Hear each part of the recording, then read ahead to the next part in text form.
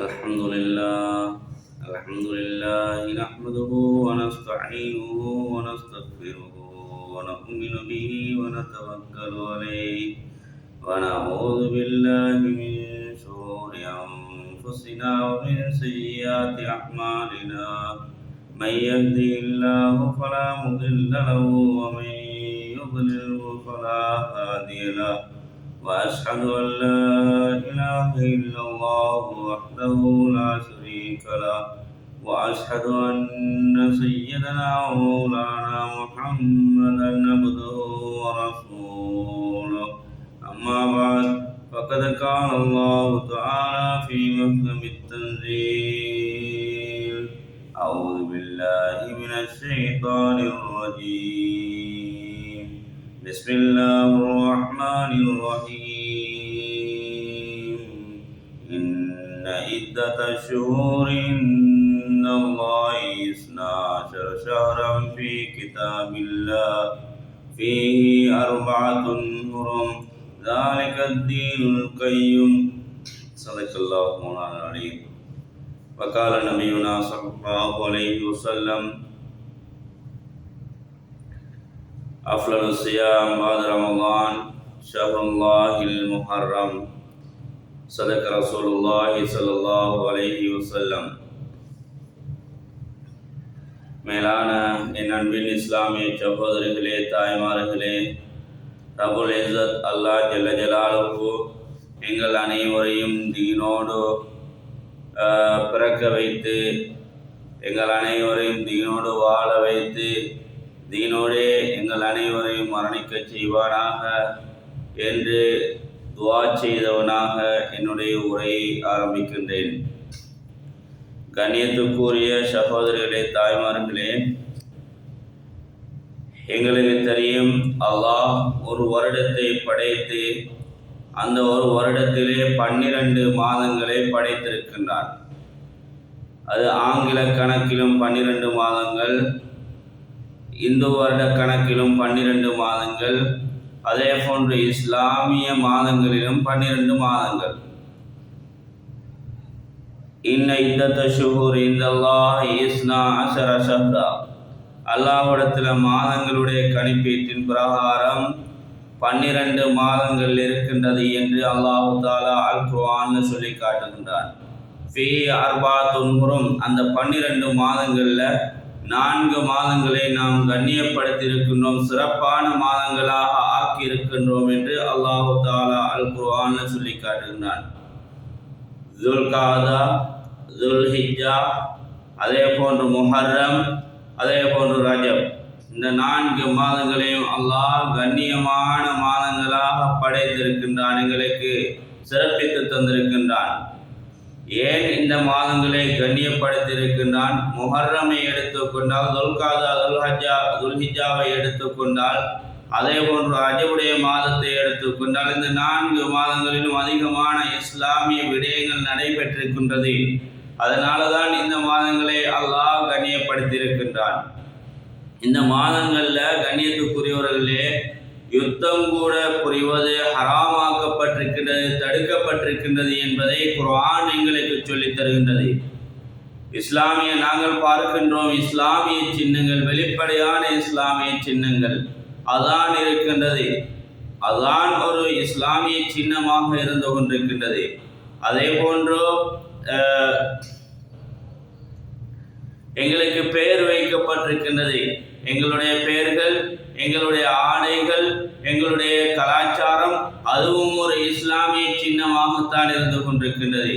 அதே போன்று கண்ணியத்துக்குரிய சகோதரிகளே, பெரியார்களே, தாய்மார்களே, இந்த இஸ்லாமிய மாதங்கள் இருக்கின்றது. இந்த முஹர்ரம், சஃபர், ரபியுல் அவ்வல், ரபியுல் ஆஹிர், ஜமாதுல் அவ்வல், ஜமாதுல் ஆஹிர், இப்படியான மாதங்கள், இஸ்லாமிய மாதங்களும் எங்களுக்கு ஷாயிருல் இஸ்லாம், இஸ்லாமிய சின்னமாகத்தான் இருந்து கொண்டிருக்கின்றது.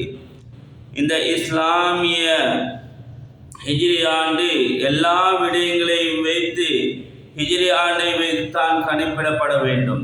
எங்களுடைய நடை, உடை, பாவனைகள், எங்களுடைய எல்லா விடயங்கள், எங்களுடைய வஃபாத்தாக இருந்தாலும், எங்களுடைய திருமண வீடாக இருந்தாலும், எங்களுடைய இத்தாவுடைய நிலைப்பாடாக இருந்தாலும் எல்லா விடயங்களும் நாங்கள் இந்த ஹிஜ்ரி கலண்டர் இந்த ஹிஜ்ரி ஆண்டின் பிரகாரம் பிறை பிரகாரம் தான் நாங்கள் எங்களுடைய பழக்கங்களை உருவாக்கி கொள்ள வேண்டும். நபி ஸல்லல்லாஹு அலைஹி வஸல்லம் அவர்களுடைய வஃபாத் கூட, நபி ஸல்லல்லாஹு அலைஹி வஸல்லம் அவருடைய மரணம் கூட, சஹாபாக்களுடைய மரணங்கள், அதே போன்று கண்ணியத்துக்குரியவர்களே இந்த சஹாபாக்களுடைய நபிமார்களுடைய அனைத்தும் ஆரம்பத்தில் ஆமுல் ஃபீல் என்றுதான் இருந்தது. எப்பொழுது ஹிஜ்ரி ஆண்டு உருவாக்கப்பட்டதோ அதற்கு பின்னால ஹிஜ்ரி ஆண்டை வைத்துத்தான் எல்லா விடயங்களும் கணிக்கப்பட்டது என்பதாக எங்களுக்கு வரலாறுகள் சொல்லித் தருகின்றது. நாங்களும் முஸ்லீம்கள், நாங்களும் களிமா சொன்னவர்கள், நாங்கள் இன்னும் ஜனவரி, பிப்ரவரி, மார்ச், ஏப்ரல், மே என்று சொல்லிக் கொண்டிருக்காமல் எங்களுடைய பழக்கத்தை நாங்கள் உருவாக்க வேண்டும். முஹர்ரம், சஃபர், ரபியுல் அவ்வல், ரபியுல் ஆஹிர், ஜமாதுல் அவ்வல், ஜமாதுல் ஆஹிர் அப்படியான மாதங்களை எங்களுடைய பிள்ளைகளுக்கும் நாங்களும் எங்களுக்கு மத்தியிலே உருவாக்கி கொள்ள வேண்டும். எங்களுக்கு இன்று இஸ்லாத்துடைய முதலாவது மாதம் எதுவென்றால் கேட்டால் தெரியாது. இஸ்லாத்தில் 12 இஸ்லாமிய மாதங்களை சொல்லுங்கள் என்று கேட்டால் யாருக்குமே தெரியாது. யாருக்கும் உறுதியாக செல்ல முடியாத ஒரு நிலை. கண்ணியத்துக்குரியவர்களே, ஏன் அப்படி? நாங்கள் இஸ்லாமியர்கள் என்றால் ஏன் எங்களுக்கு எங்களுடைய இஸ்லாமிய மார்க்கத்தை, இந்த இஸ்லாமிய மாதங்களை சொல்ல முடியாது? ஏன் எங்களுக்கு பாடமாக்க முடியாது? ஏன் எங்களுக்கு படிக்க முடியாது? நான் நினைக்கின்றேன் 99% இஸ்லாமிய மாதங்கள் தெரியாது என்பதாகத்தான் நான் நினைக்கின்றேன். அந்த அளவுக்கு தான் முஸ்லீம்கள் இஸ்லாமிய மாதங்களை ஃபாலோ பண்ணுகின்றார்கள். எங்களுடைய திருமண வீடாக இருந்தாலும், ஜக்காத்துடைய விடயங்களாக இருந்தாலும், கண்ணியத்துக்குரியவர்களே இஸ்லாமிய எந்த விடயங்களாக இருந்தாலும் நாங்கள் அந்த அதாவது ஹிஜ்ரி கலண்டர் பிரகாரம், அந்த பிறை பிரகாரம் தான் நாங்கள் எங்களுடைய விடயங்களை மேற்கொள்ள வேண்டும். நாங்கள் நோன்பை எடுத்துக்கொண்டால் நோன்பை நாங்கள் என்ன செய்கின்றோம்? அந்த பிறை பிரகாரம் தான் நோன்பு பிடிக்கின்றோம். திகதி பிரகாரம் அல்ல, பிறை பிரகாரம் தான் நோன்பு பிடிக்கின்றோம். பெருநாள்களை கொண்டாடுகின்றோம் பிறை பிரகாரம். அப்படி என்றால் அடுத்த விடயங்களை, எங்களுடைய மகனுடைய திருமணத்தை ஏன் பிறை பிரகாரம் செய்ய முடியாது? ஜக்காத்துடைய விடயத்தை ஏன் பிறை பிரகாரம் செய்ய முடியாது? நாங்கள் எங்களுக்கு மத்தியிலே உருவாக்கி கொள்ள வேண்டும். ஹஜ்ரத் பெருமானார் ஸல்லல்லாஹு அலைஹி வஸல்லம் அவர்கள் முஹர்ரம் 10வது தினம் மதீனாவில் ஒரு பாதையால் போய்கொண்டிருக்கின்றார்கள். அந்த நேரம் யூதர்கள் என்ன செய்கின்றார்கள்? பிறை 10 நோன்பு பிடித்துக் கொண்டு பேசிக் கொண்டிருக்கின்றார்கள். இதை கேட்ட நபி ஸல்லல்லாஹு அலைஹி வஸல்லம் அவர்கள் ஏன் நீங்கள் நோன்பு பிடித்திருக்கின்றீர்கள் என்று கேட்டார்கள். அதற்கு பின்னால யூதர்கள் சொன்னார்கள், ஃபிர்அவுன் மூழ்கடிக்கப்பட்ட தினம் இந்த முஹர்ரம் 10வது பிறையாக இருந்து கொண்டிருக்கின்றது. மூசா அலைஹிஸ்ஸலாத்து வஸ்ஸலாம் அவர்களையும் கவும்களையும் பாதுகாத்த தினம் இந்த முஹர்ரம் 10வது தினமாக இருக்கின்றது. அதனால தான் நாங்கள் நோன்பு பிடித்துக் கொண்டிருக்கின்றோம் என்ற விடயத்தை சொன்னார்கள். அதற்கு ஹஜ்ரத் பெருமானார் ஸல்லல்லாஹு அலைஹி வஸல்லம் அவர்கள் சொன்னார்கள், அஃலலு ஸியாம் பஅத ரமலான் ஷஹ்ருல்லாஹில் முஹர்ரம். அதாவது ரமலானுக்கு பின்னால ஒரு மனிதன் பிடிக்கக்கூடிய நோன்புகள்ல சிறந்த நோன்பு எதுவென்றால் முஹர்ரமுடைய மாதம் பிறை 9, 10 அல்லது பிறை 10, பிறை 11 ஆகிய 2 தினங்கள்ல நோன்பு பிடிப்பதே சிறந்தது என்பதாக ஹஜ்ரத் பெருமானார் ஸல்லல்லாஹு அலைஹி வஸல்லம் அவர்கள் சொல்லி காட்டினார்கள். எனவே கண்ணியத்துக்குரிய தாய்மார்களே, கண்ணியத்துக்குரிய சகோதரர்களே, நாங்கள் அந்த பிறை 9ஐயும் 10ஐயும் அல்லது 10ஐயும் 11ஐயும் இன்ஷா அல்லாஹ் இன்னும் ஒரு சில தினங்களுக்கு பின்னால அடைய இருக்கின்றோம். எனவே ஞாபகத்தில் வைத்து உங்களுடைய சிறு குழந்தைகளையும் ரமலானிலே நீங்கள் உங்களுடைய குழந்தைகளை எழுப்புகின்றீர்கள், ரமலானிலே நோன்படிக்க வைக்கின்றீர்கள். இப்படியான தத்ரீபாத்துக்கள், இப்படியான பயிற்சிகளை கொடுக்கின்றீர்கள். ஆனால் அடுத்த நோன்புகளுக்கு ஏன் உங்களுடைய பிள்ளைகளை எழுப்ப முடியாது? துல்ஹிஜ்ஜாவுடைய 10 தினங்களை நாங்கள் கணித்தோம். எந்த சின்ன பிள்ளைகளையாவது எழுப்பி நோன்பு படிக்க வைத்தோமா? இல்லை. நாங்கள் உருவாக்க வேண்டும். நாங்கள் அவர்களை பிராக்டிஸ் பண்ண வைக்க வேண்டும். கண்ணியத்துக்குரியவர்களே, ரமலானில் செய்வது போன்று ஏனைய சுன்னத்தான நோன்புகளுக்கும் நாங்கள் எப்படியான முன்மாதிரிகளை எங்களுடைய பிள்ளைகளுக்கு காட்ட வேண்டும். அவர்களை எழுப்பி அவர்களையும் நோன்பு பிடிக்க வேண்டும். ஏன்? அல்லாஹ் ஒரு வருடத்துடைய பாவத்தை அப்படியே மன்னிக்கின்றான் என்ற விடயத்தை ஹஜ்ரத் பெருமானார் ஸல்லல்லாஹு அலைஹி வஸல்லம் அவர்கள் சொன்னார்கள். அதற்கு பின்னால அந்த யூதர்கள் என்ன செய்கின்றார்கள்? பிறை 10 நோன்பு பிடித்துக் கொண்டிருக்கின்றார்கள். இதை கண்ட ரசூலுல்லாஹி ஸல்லல்லாஹு அலைஹி வஸல்லம் அவர்கள் என்ன சொன்னார்கள்? சஹாபாக்களை பார்த்து சொன்னார்கள், சஹாபாக்களே, நீங்களும் நோன்பு பிறை 10 நோன்பு பிடியுங்கள். அதே போன்று லைன் பகீது இலா காபிலின் லா சூமன்ன தாசிஅ, நான் அடுத்த வருடம் உயிரோடு இருந்தால் பிறை 9 நோன்பு பிடிக்குமாறு ஏவுவேன் என்பதாக ஹஜ்ரத் பெருமானார் ஸல்லல்லாஹு அலைஹி வஸல்லம் அவர்கள் சொல்லி காட்டினார்கள். எனவே அடுத்த வருடம் ஹஜ்ரத் பெருமானார் ஸல்லல்லாஹு அலைஹி வஸல்லம் அவர்கள் உயிரோடு இருக்கவில்லை, ஆனால் வஃபாத்தாகிவிட்டார்கள். அந்த யூதர்களுக்கு மாற்றம் செய்வதற்காக வேண்டி நாம் பிறை 9, 10 அல்லது பிறை 10, 11 நோன்பு பிடிக்க வேண்டும் என்பதுதான் இந்த ஹதீஸுடைய நோக்கமாக இருந்து கொண்டிருக்கின்றது. கண்ணியத்துக்குரியவர்களே, இறைவன் காலங்களை, அதாவது சூரிய கணிப்பீட்டின் பிரகாரம் 365 நாட்கள் இருந்து இருக்கின்றது. அதே போன்று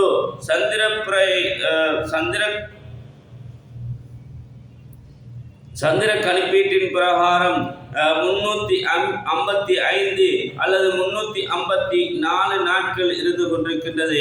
அதனால நாங்கள் ஒவ்வொருவரும் எங்களுடைய விடயங்களை, எங்களுடைய நல்ல விடயங்கள், கெட்ட விடயங்கள் அனைத்தையும் நாங்கள் பிறை பிரகாரம் நாங்கள் உருவாக்குவதுதான் சிறந்தது, அமைத்துக் கொள்வதுதான் சிறந்தது.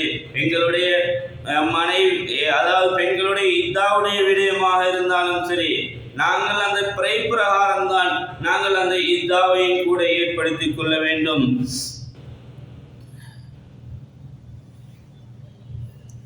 நபி ஸல்லல்லாஹு அலைஹி வஸல்லம் அவர்கள் சஹாபாக்களுக்கு இஸ்லாமிய ஒளியை கொண்டு வரும்போது, கண்ணியத்துக்குரியவர்களே, இஸ்லாமிய வருட கணிப்பீடே இருக்கவில்லை.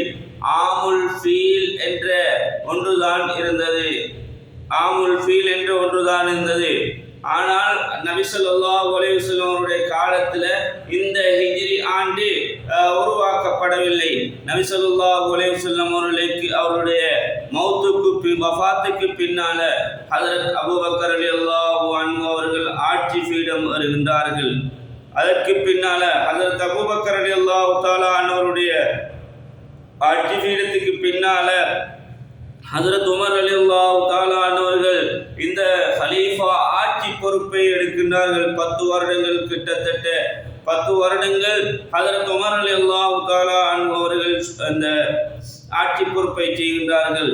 எந்த அளவுக்கு என்றால், நபி ஸல்லல்லாஹு அலைஹி வஸல்லம் அவர்கள் உயிரோடு வாழும் பொழுது உமர் ரலியல்லாஹு தஆலா அன்ஹு என்ன விடயங்களை சிந்திப்பார்களோ அந்த விடயங்களை அல்லாஹ் வஹியாக இறக்கி இருக்கின்றான். அந்த அளவுக்கு முக்கியமானவர்தான் ஹஜ்ரத் உமர் ரலியல்லாஹு தஆலா அன்ஹு. இந்த உமர் ரலியல்லாஹு தஆலா அன்ஹு ஆட்சி பொறுப்பை கையில் எடுக்கின்றார்கள்.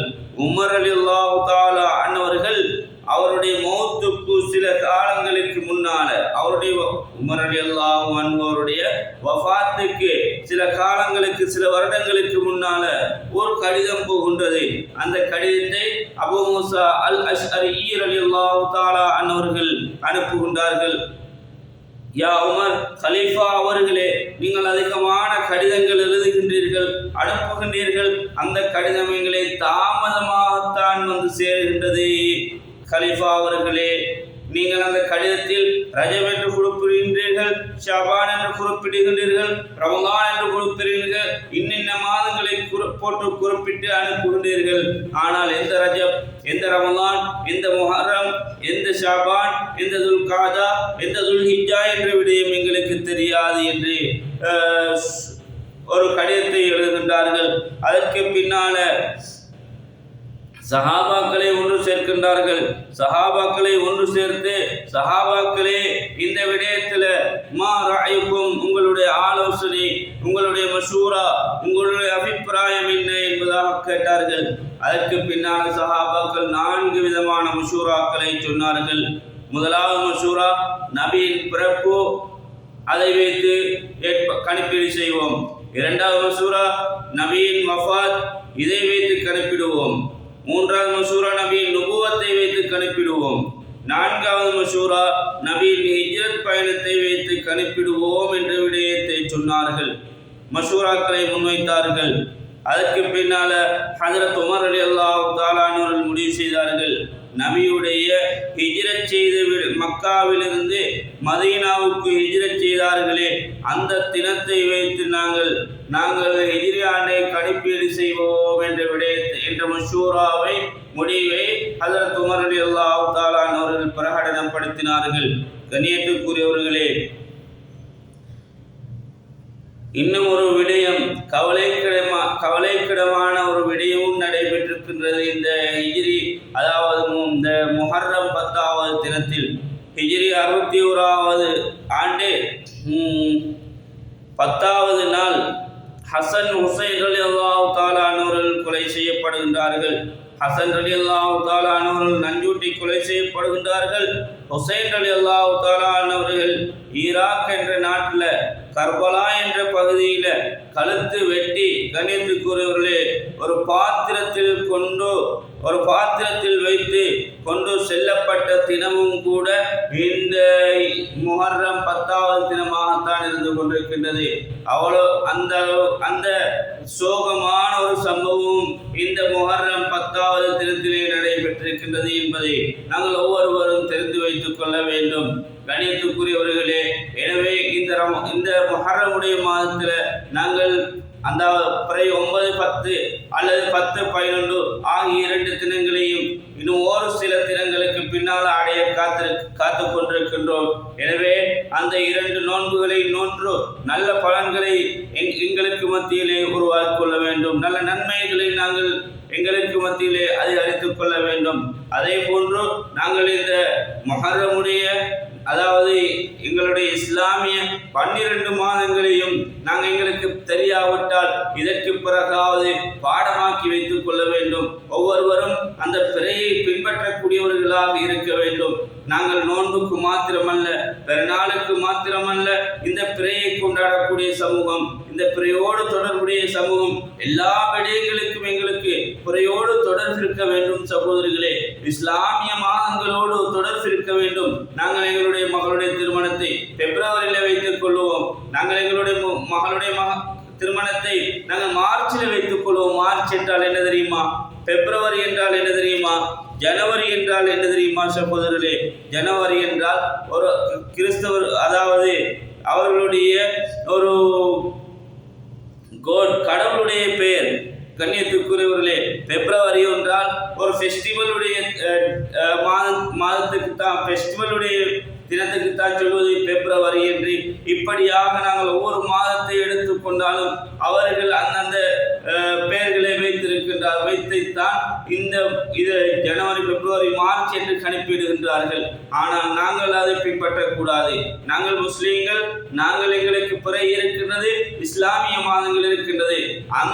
அந்த அடிப்படையிலே நாங்கள் எங்களுடைய விடயங்களை உருவாக்கி கொள்ள வேண்டும் என்று சொல்லி என்னுடைய பேச்சை முடிக்கின்றேன். வாஹிரு தஅவானா அனில் ஹம்துலில்லாஹி ரப்பில் ஆலமீன். அஸ்ஸலாமு அலைக்கும் வரஹ்மத்துல்லாஹி வபரகாத்துஹு.